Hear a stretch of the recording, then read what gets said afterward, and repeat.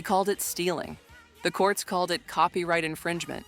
But in 1960s R&B, they just called it business. Aretha Franklin built a movement on a song a man wrote. Wilson Pickett became a legend singing another man's words.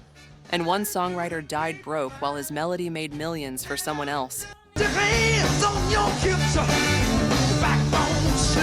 These aren't rumors. These are receipts. 15 stories the music industry hoped you'd never connect. Number 15 will make you question everything you thought you knew about soul music. Number 1. Twist and Shout. The Isley Brothers, 1962. And here are the Isley Brothers. The Isley Brothers didn't just cover a song, they possessed it. Twist and Shout exploded in 1962.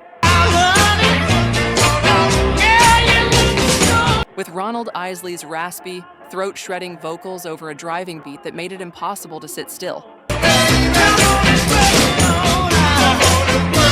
It hit number 2 on the R&B chart and number 17 on the Hot 100. This was their signature, their calling card, the track that put them on the map. But here's the truth most people don't know. Phil Medley and Burt Burns wrote it in 1961. The top notes recorded it first and vanished into obscurity. The Isley Brothers took that forgotten track, added their raw magic, and suddenly it was a hit. Even when the Beatles covered it a year later, everyone still thought of it as an Isley Brothers song. The writers got their credit, but the Isley Brothers got the fame, the fortune, and the legacy. Phil Medley died in relative obscurity. Burt Burns became a producer, but never got the recognition he deserved for writing one of rock and soul's most iconic songs. Number 2. Everybody Needs Somebody to Love. Solomon Burke, 1964. Solomon Burke didn't sing, he preached. Everybody Needs Somebody to Love hit like thunder in 1964 with Burke's preacher-like vocals and that infectious call and response. It reached number 2 on the R&B chart and number 58 on the Hot 100. Burke claimed he wrote it himself. He put his name on the credits alongside Burt Burns and Jerry Wexler. The song became his biggest hit, his most requested performance, his legacy track. But behind the scenes, there was a different story brewing. Burt Burns wrote the bulk of that song. Jerry Wexler was his producer, not a writer. And Solomon Burke? He might have contributed some ad-libs, maybe a phrase or two, but he didn't write the bones of that track.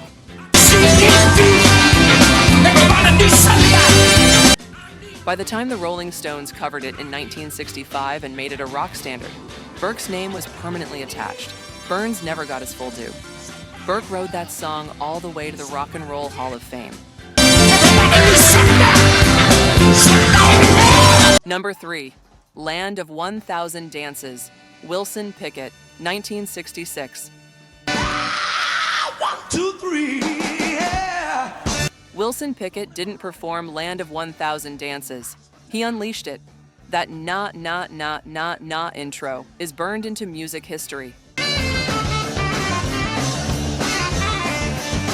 Pickett's gritty, shouting delivery turned it into a party anthem that still rocks crowds today.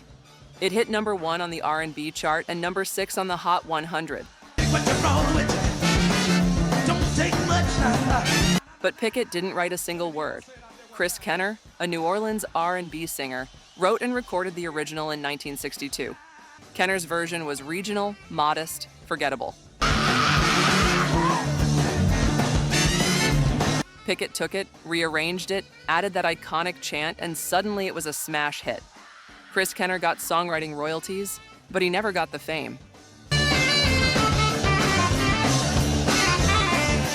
While Pickett toured the world as a soul superstar, Kenner struggled with addiction and died broke in 1976.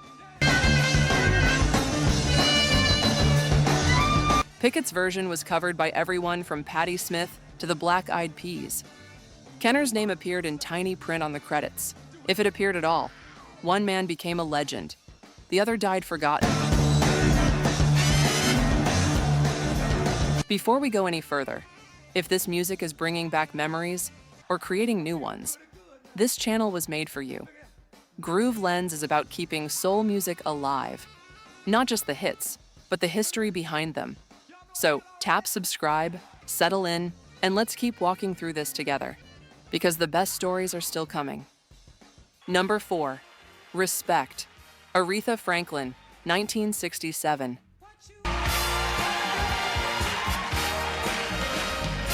Aretha Franklin didn't cover a song. She claimed it.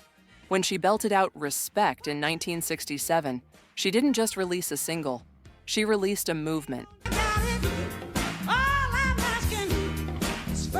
Her powerful voice, the Sock It To Me breakdown, that R-E-S-P-E-C-T spelling. It became the anthem of the civil rights movement, the feminist movement, the soundtrack of change. It hit number 1 on both the R&B chart and the Hot 100. But Aretha didn't write it. Otis Redding did. He recorded it first in 1965 as a plea from a working man to his woman. It was good, even great. Too much. You know, Ralph. You know me. But when Aretha flipped the gender, changed the arrangement, and unleashed her vocal fury, she transformed it into something entirely different, something revolutionary. Otis Redding admitted it himself. He said, "That girl took my song." Sweeter than honey. He got the royalties, sure, but Aretha got the immortality. Her version became the version. Redding's original became a footnote. He died just 6 months after her version topped the charts, never fully seeing how his song became someone else's legacy. Aretha became the queen of soul on the back of a song a man wrote. Number 5, Stand By Me, Benny King, 1961. No, I won't. Benny King didn't just sing Stand By Me, he sanctified it. That opening bass line, those gospel-tinged vocals, the raw emotion. Is the only light we'll see. It became one of the most covered songs in history. It hit number 1 on the R&B chart and number 4 on the Hot 100. It's been used in movies, commercials, weddings, and funerals for over 60 years. As you stand by me. King claimed he wrote it with Jerry Lieber and Mike Stoller. His name is right there on the credits. But here's the uncomfortable truth. The song is built almost entirely on a gospel hymn called Stand By Me, Father, a public domain song that black churches had been singing for decades. If the sky. King and his producers took that spiritual foundation, changed a few words, added a secular arrangement, and copyrighted it as an original work. Should crumble to the sea. They made millions. The original gospel writers, anonymous church composers who never saw a dime. When King died in 2015, obituaries called him a songwriting genius. But the bones of his biggest hit came from the uncredited voices of gospel singers who never got their names in print. Number 6, At Last, Etta James, 1960. At last. Etta James didn't perform At Last. She possessed it. Her 1960 recording is drenched in strings, soaked in emotion, and delivered with a voice that could make angels weep. Oh, yeah, babe. It reached number 2 on the R&B chart and number 47 on the Hot 100. They're over. It's the wedding song, the first dance, the sound of eternal love. It's her signature song, the track that defined her career. And life But Etta James didn't write a single note. Mac Gordon and Harry Warren wrote it in 1941 for a Glenn Miller orchestra film. They're blue. It was a big band swing number, pleasant but forgettable. For nearly 20 years, it collected dust until Etta walked into the studio and transformed it into a soul standard. Heart was wrapped up. The original writers were white Tin Pan Alley composers who had already made their fortunes. They got their royalties when Etta's version took off, but she got the legacy. When people think of At Last, they think of Etta James. Gordon and Warren? Forgotten names on a credit sheet. Etta built her Hall of Fame career on a song two white men wrote for a World War II movie. That's the complicated truth of soul music's history. Could call my own. Number 7. I Heard It Through the Grapevine. Marvin Gaye, 1968. Marvin Gaye didn't sing Paranoia, he embodied it. I Heard It Through the Grapevine spent 7 weeks at number 1 in 1968. That dark, brooding production paired with Gaye's tortured vocals created something unprecedented in soul music. It hit number 1 on both the R&B chart and the Hot 100. But Marvin Gaye didn't write it. Norman Whitfield and Barrett Strong did. In fact, Gaye's version wasn't even the first. Gladys Knight and the Pips recorded it a year earlier and had a hit with it. But Motown's Berry Gordy shelved Gaye's version, thinking it was too long, too dark, too weird. When it finally came out, it exploded. In my life, you see, all you mean. Gaye's interpretation became the definitive version, so much so that people forgot Gladys Knight did it first. Whitfield and Strong got their songwriting credits and royalties. Someone else instead, I heard. But Marvin Gaye got the immortality. His version has been streamed over 200 million times on Spotify. It's been covered, sampled, and referenced countless times. I heard it through the grapevine. And most people still think Marvin Gaye wrote it. That's the power of a great performance. It can erase the real creators from history. True, please tell me, dear, do you? Number 8. Unchained Melody. The Righteous Brothers, 1965. Oh, my love. The Righteous Brothers didn't just record a love song, they recorded the love song. Bill Medley's deep baritone paired with Bobby Hatfield's soaring tenor in 1965 created what many consider the greatest ballad ever recorded. It reached number 4 on both the Hot 100 and R&B chart. The song has been certified platinum multiple times and featured in countless films, but they didn't write a word of it. I need your love. Alex North composed the music, and Hy Zaret wrote the lyrics way back in 1955 for a prison film called Unchained. It was first performed by Todd Duncan, a black opera singer whose version barely made a ripple. Over 500 versions have been recorded since. But the Righteous Brothers made it immortal. Here's where it gets interesting. The original writers made millions from the song being covered so many times. But Todd Duncan, the first black artist to record it, died in obscurity. The Righteous Brothers became legends. Their version is the one everyone knows. They built their entire legacy on a song they had zero hand in creating. North and Zaret got rich, Duncan got forgotten, and the Righteous Brothers got all the glory. Lonely riverside. Number 9. When a Man Loves a Woman. Percy Sledge, 1966. Percy Sledge didn't sing Heartbreak, he bled it. When a Man Loves a Woman changed soul music forever when it hit number 1 on both the R&B chart and Hot 100 in 1966. He changed the world for a good thing. Sledge's raw, crying vocals sounded like his heart was breaking in real time. It was authentic pain set to music, and audiences felt every word. The official story says Sledge co-wrote it with Calvin Lewis and Andrew Wright, but dig deeper and cracks appear. Lewis and Wright were local musicians who helped Sledge arrange the song during a recording session.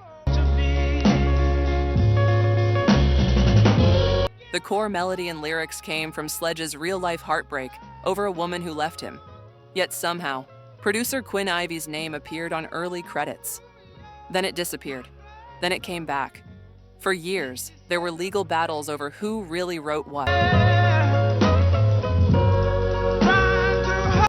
Sledge maintained he wrote it from his pain, but the credits kept changing based on who had the better lawyer. The truth got buried in paperwork and legal settlements. What we know for sure is that Percy Sledge's name became synonymous with the song, regardless of who wrote what. Sometimes fame is about who tells the best story, not who wrote the best song. Number 10, Soul Man, Sam and Dave, 1967.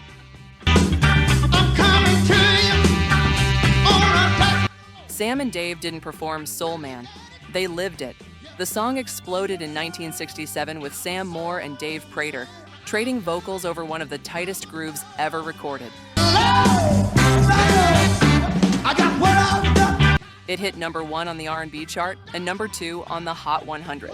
That horn section, that swagger, that pure Memphis soul sound, it became the anthem of Black pride during a turbulent era. Sam and Dave became soul superstars on the strength of this track, but they didn't write a single word. Isaac Hayes and David Porter wrote it at Stax Records as a response to the civil rights movement and urban riots of 1967. Hayes and Porter were the real architects, crafting every melody, every lyric, every horn arrangement. Sam and Dave just showed up and sang it. Here's the kicker. Isaac Hayes became a legend in his own right, winning Oscars and going solo. David Porter became a successful producer. But in the moment, while Soul Man topped the charts, Sam and Dave were the faces everyone saw. They won the Grammy, they got the fame. Hayes and Porter got a check and a credit line. The performers became legends while the creators stayed in the shadows. That was the Stax way. Writers wrote, singers sang, and the public only remembered the voices. Number 11, Higher and Higher, Jackie Wilson, 1967. Jackie Wilson didn't just sing Higher and Higher, he soared through it. I'm at your side evermore. Your Love Keeps Lifting Me Higher and Higher became his biggest hit in 1967, reaching number 1 on the R&B chart and number 6 on the Hot 100. That's why I love you. Keep on. Wilson's electrifying vocals and athletic stage presence made him one of the most dynamic performers in R&B history. This song was his crowning achievement, his most enduring legacy. But Gary Jackson, Carl Smith, and Raynard Minor wrote it. And then you came and assumed the part. They were staff writers at Brunswick Records, crafting hits for whoever the label assigned them to. Wilson recorded their song, and his interpretation was so powerful that it became inseparable from his identity as an artist. The writers got their royalties. Some of them had decent careers, but Jackie Wilson got the immortality.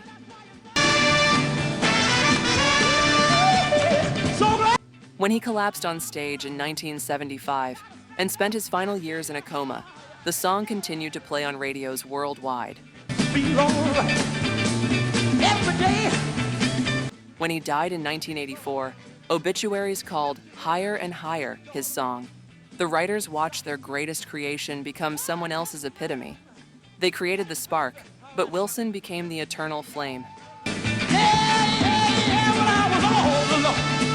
Number 12, Rescue Me, Fontella Bass, 1965. Fontella Bass didn't ask to be rescued. She demanded it. Rescue Me was a powerhouse. Bass's commanding vocals in 1965 over that urgent, pleading production created one of the most recognizable soul songs of the decade. It hit number 1 on the R&B chart and number 4 on the Hot 100. I need you and your love to come on. Bass, only 20 years old, sounded like she'd lived 100 lives of heartbreak. The credits list Carl Smith and Reynard Minor as the writers, the same team who wrote Higher and Higher. Rescue me. Come on, baby, and rescue me. But here's where it gets murky. Bass claimed for years that she contributed significantly to the song's creation, improvising melodies and lyrics in the studio. She said her contribution was erased by producers who wanted to keep publishing rights. Legal battles followed. Bass sued Chess Records, her label, claiming she was owed proper writing credits and royalties. She spent years fighting in court while the song continued to earn money that she never saw.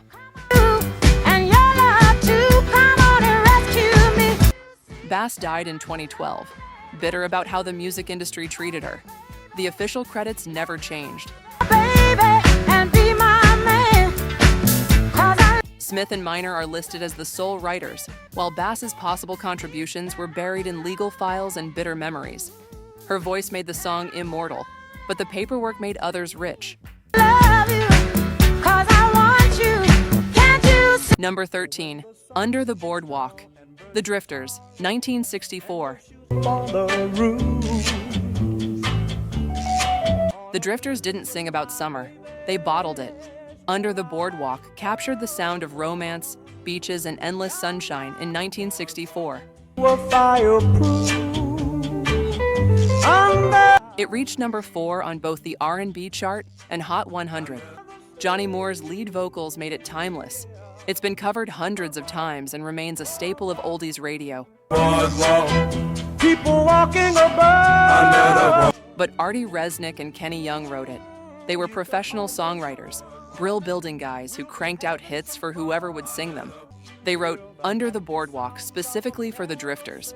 We'll be making love under the boardwalk. But here's the tragedy. The Drifters who recorded it weren't even the original Drifters. The group's name had been bought and sold so many times that the lineup changed constantly. Taste the hot dogs and french fries, they say. The original members who made the group famous in the 1950s had been fired or quit. By 1964, manager George Treadwell owned the name and hired new singers to keep it going. So the men who sang Under the Boardwalk were essentially session singers performing under a brand name. Resnick and Young wrote the song. We'll be having some fun under the boardwalk. Anonymous hired vocalists sang it, and the original Drifters watched from the sidelines as their name became associated with a song they never touched. On a blanket with my baby. Number 14, Rainy Night in Georgia, Brooke Benton, 1970. Brooke Benton didn't describe loneliness. He painted it. Though released in 1970, Rainy Night in Georgia captures the essence of late 60s soul. Benton's smooth storytelling delivery painted a perfect picture of solitude and longing. It reached number 2 on the R&B chart and number 4 on the Hot 100. The song became his biggest hit and most enduring legacy. But Tony Joe White wrote it. White was a Louisiana songwriter who recorded the song himself first in 1969. I feel like it's raining all over the world. His version was swampy, bluesy, understated. It barely charted. Then Benton recorded it a year later with lush production, and suddenly it was a massive hit. Play the game. Play the game. White got his songwriting credit and royalties, but Benton got the glory. When people think of Rainy Night in Georgia, they hear Brooke Benton's voice, not Tony Joe White's. Such a rain. White died in 2018, and his obituary mentioned Rainy Night in Georgia, but only as the song made famous by Brooke Benton. The original artist became a footnote to the cover version. That's the cruel math of the music industry. Writing the song doesn't guarantee owning its legacy. My guitar to pass some time. Number 15, Tears on My Pillow, Little Anthony and the Imperials, 1958. Little Anthony didn't sing about crying. He cried in melody. Though released in 1958, Tears on My Pillow defined the doo-wop era and influenced R&B throughout the 1960s. Me, but I remember you. Little Anthony's vulnerable, almost crying vocal delivery made it one of the most emotional hits of the era. It reached number 2 on the R&B chart and number 4 on the Hot 100. Tears on my pillow. The song has been featured in countless films and TV shows, but Sylvester Bradford and Al Lewis wrote it. Bradford was a young songwriter trying to break into the business. Lewis was an older Tin Pan Alley writer. And tempt the hand of fate. Together, they crafted a simple but devastating ballad about heartbreak. They brought it to Little Anthony, and his interpretation made it legendary. Bradford died young, never seeing the song's full cultural impact. Lewis lived longer but never wrote another hit that came close. If we could start anew. Meanwhile, Little Anthony and the Imperials built their entire career on that one song. Every performance, every reunion tour, every oldies show, Tears on My Pillow was the encore, the grand finale, the song everyone waited for. The writers created it, but Little Anthony owned it. That's how the music industry worked in the 50s and 60s. Writers were hired help, singers were stars, and history only remembered the faces on stage. My heart goes by.